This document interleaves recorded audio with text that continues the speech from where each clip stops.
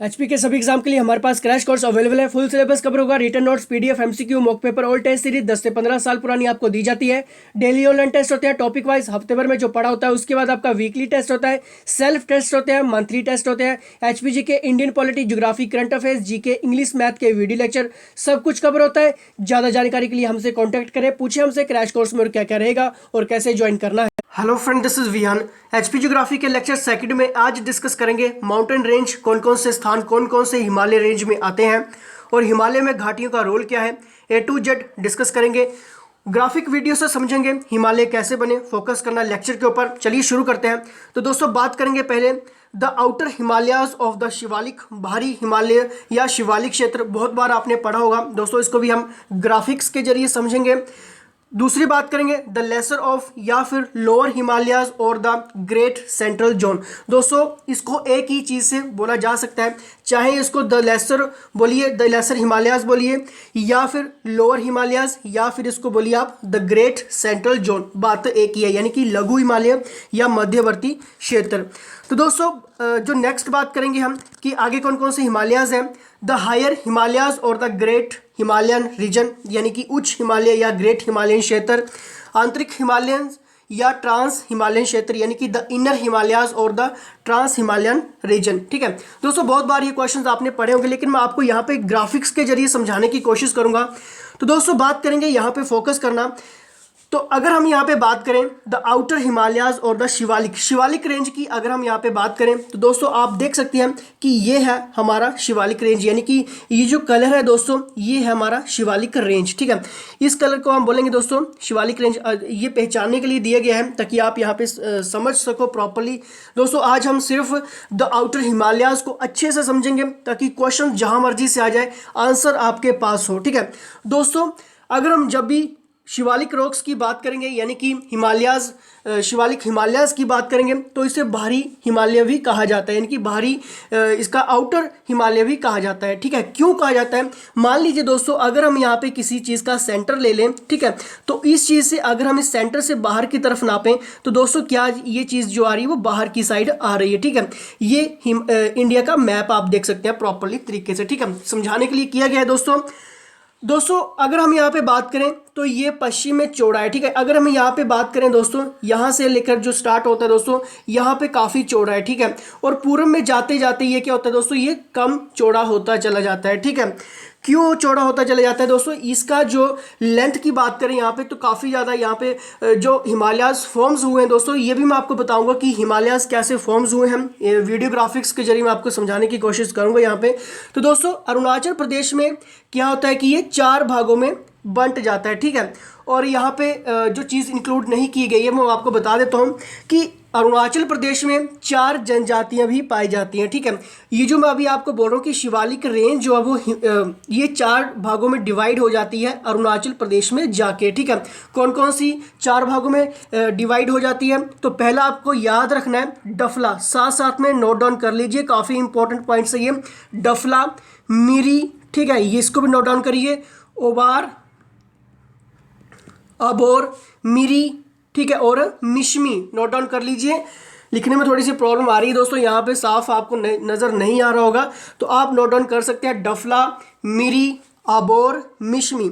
और दोस्तों ये 4 भागों में डिवाइड होती है ये आपकी शिवालिक रेंज अरुणाचल प्रदेश में। ठीक है, और क्वेश्चंस यहाँ से ये बनता है कि अरुणाचल प्रदेश में 4 जनजातियां भी पाई जाती हैं और क्वेश्चंस कई बार ऐसे बनता है कि डफला जनजाति कहाँ से ये बिलोंग करती है, कहाँ से रिलेटेड है? तो दोस्तों अरुणाचल प्रदेश से ही रिलेटेड है। ठीक है, क्योंकि इन्हीं पहाड़ी श्रृंखलाओं के नाम पर ये जनजातियाँ पाई जाती हैं अरुणाचल प्रदेश में। क्लियर हो गया? जो अभी मैंने आपको क्लियर की, ये शिवालिक जो रेंज है वो 4 भागों में डिवाइड होती है अरुणाचल प्रदेश में जाके, जिसका नाम है डफला, मिरी, अबोर, मिशमी। और डफला, अबोर, मिरी, मिशमी के नाम पर ही 4 जनजातियां भी पाई जाती हैं। ठीक है दोस्तों, अब दोस्तों हम वीडियो लेक्चर के जरिए समझेंगे कि पर्वतों का निर्माण कैसे हुआ, या फिर यूँ कहें भारत का जन्म कैसे हुआ, और तैतीय सागर से कैसे प्रश्न बनते हैं। क्योंकि अभी जो क्वेश्चन देखने को मिला था एलाइड के एग्जाम में कि भूवैज्ञानिकों के अध्ययन के आधार पर 1200 से 1500 मिलियन वर्ष पूर्व किस जिले का वर्तमान भूभाग तैतीस सागर नाम से जुड़ा हुआ है या दिया गया था, ठीक है। इस टाइप का कुछ क्वेश्चन था वहाँ पे। तो दोस्तों इसका भी आंसर आपको मिल जाएगा, पहले आप ये वीडियो देखिए दोस्तों। तो दोस्तों हम बात करेंगे हिमालय का जन्म या फिर भारत का जन्म कैसे हुआ। आज से 20 करोड़ साल पहले आज के दिखने वाले कॉन्टिनेंट्स मतलब महाद्वीप नहीं थे। उस समय केवल एक सुपर कॉन्टिनेंट महाद्वीप था जिसका नाम क्या था, पैंगिया था। क्लियर है। और दोस्तों इसके चारों ओर एक महासागर था जिसका नाम पैथालासा था। और आज इस सारे खंड या टुकड़े इस पैंगिया से टूटकर बने हुए हैं। क्लियर है। और ये थ्योरी किसने दी थी, तो दोस्तों ये थ्योरी दी थी वैज्ञानिक अल्फ्रेड वेगनर ने। और उनका मानना था उसी समय रेंगने वाले जीवों का विकास हुआ। दोस्तों पृथ्वी के गर्भ से लगातार प्लेट्स खिसकती रहती हैं जिसके चलते पृथ्वी का बदलाव होते रहते हैं, लेकिन ये बदलाव लाखों करोड़ों सालों बाद दिखते हैं। और उन्हीं बदलाव के चलते ये कॉन्टिनेंट्स का जन्म हुआ और उनके साथ हमारे भारत देश का भी जन्म हुआ। अल्फ्रेड की थ्योरी के अनुसार प्लेट के सरकने से सबसे पहले पैंगिया कॉन्टिनेंट के दो भाग हुए, ठीक है, जिसके उत्तरी हिस्से को लारेंसिया और दक्षिणी साउथ हिस्से को नॉर्थ यानी कि गोंडवाना लैंड कहा जाता है। और दोस्तों इन दोनों के डिवाइड होने के बाद जो इन दोनों के बीच महासागर का पानी भरा और एक खाड़ी का निर्माण हुआ, उसे वैज्ञानिकों ने तैतीस सागर का नाम दिया। पैंगिया से अलग हुए नॉर्थ कॉन्टिनेंट लॉरेंसिया में से आज के एशिया, यूरोप, उत्तर अमेरिका जैसे कॉन्टिनेंट बने, जबकि गोंडवाना लैंड से दक्षिण अफ्रीका, अमेरिका, ऑस्ट्रेलिया और अंटार्कटिका जैसे कॉन्टिनेंट बने। हमारा भारत देश भले ही ज्योग्राफिकल रूप से एशिया का भाग हो, लेकिन भारत का भूमि भाग वास्तव में गोंडवाना लैंड का हिस्सा था। और आज का भारत और अफ्रीका एक ही प्लेट पर टिके थे। धीरे धीरे अंदर की प्लेट्स सरकने से ये प्लेट्स अलग होती गई और भारत की ज्योग्राफिकल प्लेट्स अफ्रीका से अलग होकर धीरे धीरे एशिया की ओर बढ़ने लगी। ठीक है दोस्तों। और वो आज के लद्दाख हिस्से की ओर लगातार बढ़ती रही और एक समय इस प्लेट का लद्दाख वाले हिस्से से टकराव हुआ। जब भूभाग में दोस्तों दो प्लेट्स का टकराव होता है तब भारी प्लेट नीचे की ओर सरक जाती है और हल्की प्लेट ऊपर उठ जाती है। दोस्तों हमने वीडियो ग्राफिक्स में ये देखा कि हिमालय कैसे फॉर्म्स हुए।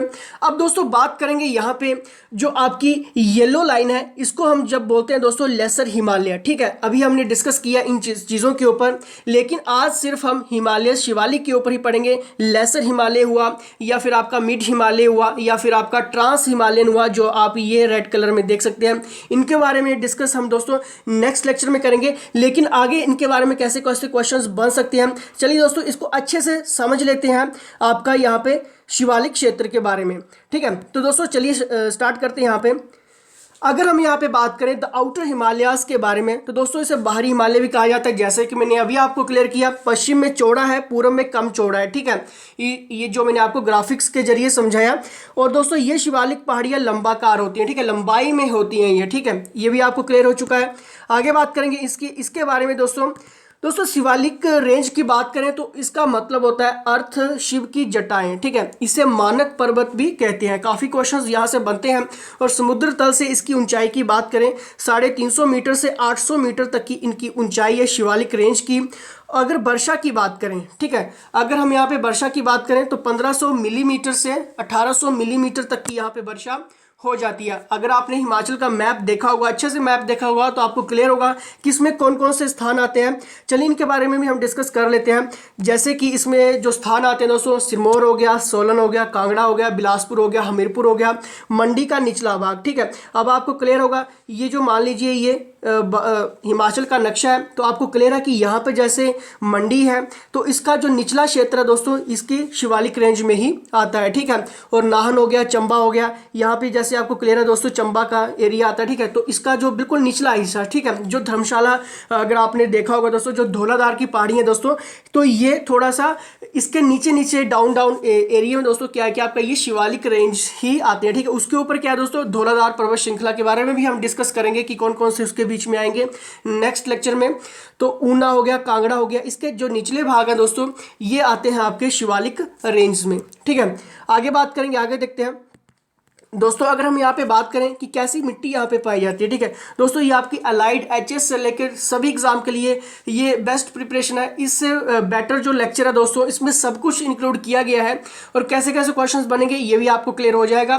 दोस्तों इसकी जो मिट्टी है, ठीक है, अगर हम शिवालिक रेंज की बात करें यहाँ पे जो हमने रीड किया यहाँ पे, तो इसकी जो मिट्टी है, ठीक है, सरकरी मतलब जल्दी टूटने वाली मिट्टी है, ठीक है, जिससे भूमि का कटाव होता है, ठीक है। भूमि का कटाव यानी कि दोस्तों ज़्यादा बारिश आएगी, नदी नाले बहेंगे तो मिट्टी जो है वो कट जाती है, ठीक है। इससे जो रास्ते बन जाते हैं, आपको क्लियर ही होगा, जिन्हें स्थानीय भाषा में चो या खड्डे कहते हैं, ठीक है। ये भी क्वेश्चंस एग्जाम में बना है दोस्तों, अलाइड के एग्जाम में, एचएस के एग्जाम में काफ़ी डीप क्वेश्चंस यहाँ से बनते हैं दोस्तों। अगर हम यहाँ पे बात करें फसल कौन कौन सी यहाँ पे हो सकती है दोस्तों, होती है मक्का, गेहूं, अदरक, गन्ना, धान, आलू, काफ़ी ज़्यादा मात्रा में यहाँ पे होती है, ठीक है। अगर शिवालिक पहाड़ियों की ऊंचाई की बात करें, कितनी इनकी ऊंचाई हो सकती है, तो दोस्तों 10 किलोमीटर इनकी चौड़ाई, ठीक है, चौड़ाई की बात कर रहा हूँ, 10 किलोमीटर तक इनकी चौड़ाई होती है। और ऊंचाई की बात करें तो 600 से 900 मीटर तक की इनकी ऊंचाई होती है।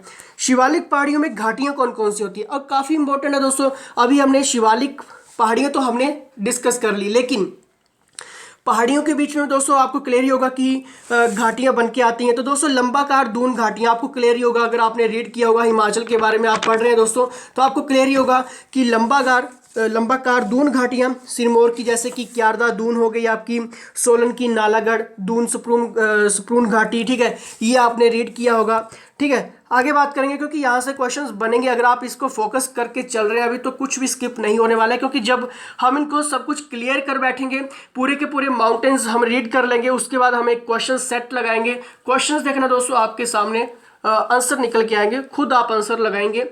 तो दोस्तों ऊना कांगड़ा की जसवा, नूरपुर दून घाटी हुई। अब अगर हम यहाँ पे बात करें, ठीक है, शिवालिक रेंजेस में दोस्तों हमने पढ़ा कि काफ़ी जो सरकरी मिट्टी है, ठीक है, वहाँ पे पाई जाती है, जल्दी टूटने वाली मिट्टी वहाँ पे पाई जाती है जो शिवालिक रेंजेस। लेकिन शिवालिक रेंजेस की जब हमने डिस्कस कर ली, उसमें जो घाटियाँ हैं, ठीक है, अगर वहाँ पे उन घाटियों की बात करें, ठीक है, अब हम छोटे क्षेत्र की बात करते हैं, ठीक है, उसमें क्या है दोस्तों, जलोढ़ मिट्टी काफ़ी ज़्यादा मात्रा में पाई जाती है, जैसे कि जो खेती के लिए काफ़ी उपजाऊ होती है, आपको क्लियर ही होगा। पोंटा घाटी, नाहन जो आपका हुआ, ठीक है, पोंटा घाटी, नाहन, बिलासपुर, ऊना, हमीरपुर, कांगड़ा के मैदानी भागों में चिकनी व पथरीली मिट्टी पाई जाती है, ठीक है। और दोस्तों इसमें कार्बन और नाइट्रोजन की मात्रा जो वो 10:1 के अनुपात में पाई जाती है, काफ़ी इंपॉर्टेंट है। अगर हम यहाँ पे बात करें छोटी छोटी धारें यानी कि श्रेणियों की बात करें दोस्तों, जो छोटी छोटी धारें होती हैं शिवालिक रेंजेस में भी दोस्तों हमने घाटियाँ रीड की, फिर उसमें छोटी छोटी अगर धारों की बात करें तो जो क्वेश्चंस आपके एग्जाम में बनते हैं, डायरेक्ट पूछा जाता है कि सियाल हाथीधार कहाँ पे है, ठीक है, इस टाइप के क्वेश्चंस आपको बनते हैं। तो दोस्तों सियाल हाथीधार जो वो चंबा की है, चमुखी 16 सिंगी जो धार है वो कांगड़ा हमीरपुर की धार है, नैना देवी धार बिलासपुर में है, ये आपको क्लियर ही होगा। अगर दोस्तों और नेक्स्ट लेक्चर में हम डिस्कस करने वाले हैं lesser Himalaya, higher Himalaya, inner Himalaya यानी कि जास्कर पर्वत श्रेणी है, कैसे कैसे क्वेश्चंस जो है दोस्तों, अब इतने इजी क्वेश्चंस आपके एग्जाम में नहीं आते हैं तो थोड़ा सा मॉडिफाइड करके क्वेश्चंस डाला जाता है। अगर ये लेक्चर आपको समझ नहीं आया होगा तो 2 से 3 बार इस चीज़ को अटेंड कर लेना, और जब हम लास्ट में क्वेश्चन सेट लगाएंगे तो सब कुछ आपका वहाँ पे क्लियर हो जाएगा।